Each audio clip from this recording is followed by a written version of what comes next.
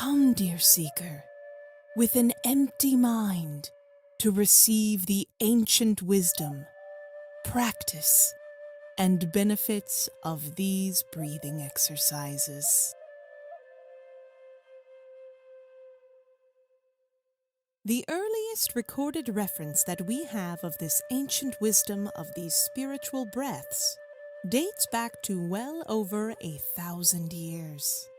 Nalanda University, founded by Kumaragupta of the Gupta dynasty in 5th century CE, flourished at that time as a renowned seat of learning.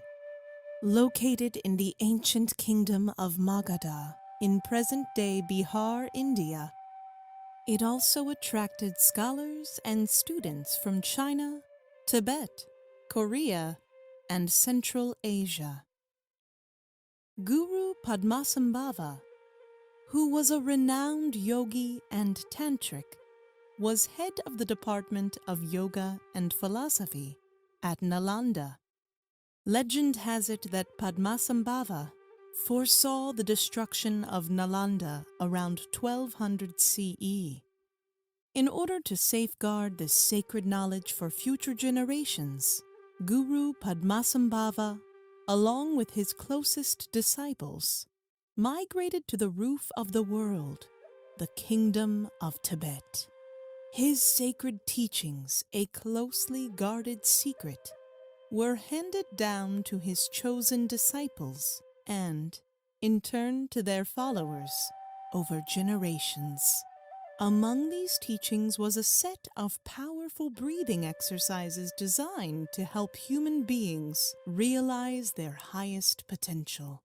In 1910, Edwin John Dingle, a spiritually inclined journalist from Cornwall, England, was drawn by an irresistible force to a remote monastery in Tibet. Staying at the monastery for 9 months, he learned about Tibetan mysticism and the advanced spiritual techniques for the senior lamas living there. These techniques included a set of breathing exercises, affirmations, and meditation. Seeking permission from the head lama to teach this to the seekers in the West, he went to America in 1921. Living in retreat for 7 years, he developed a course based on these breathing exercises and called it mental physics, which he described as a universal spiritual development technique. Shortly after this technique was offered through a correspondence course for the benefit of spiritually inclined people around the world. In India, a spiritual seeker named K.S. Ramanathan completed this course and got permission to teach it in India. He renamed it as Brahma Vidya, the knowledge of creation. In the words of Ramanathan, the course imparted the secret knowledge of what life is, what the origin of life is, what the continuation of life is, and that which causes it all. Among his earliest students was Justice M.L. Deodat of the Bombay High Court.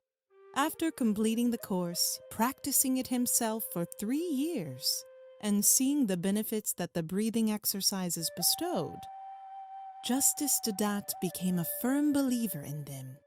In 1985, he began conducting the course of Brahma Vidya at different locations across Mumbai. One of his students was Santosh Sachdeva, whose spiritual awakening occurred while during the course in 1995. During the process of her awakening, she had remarkable visions and direct experiences, which were documented by her. These experiences formed the basis of adding invaluable insights to the teachings, thereby expanding the scope and depth of the course. She then compiled this knowledge in her book, The 8 Spiritual Breaths. A serious study and dedicated practice of the 8 spiritual breaths can take the practitioner on a journey of deep spiritual unfoldment and personal transformation. The aspirants then gain a deeper understanding of the essence of their own true nature.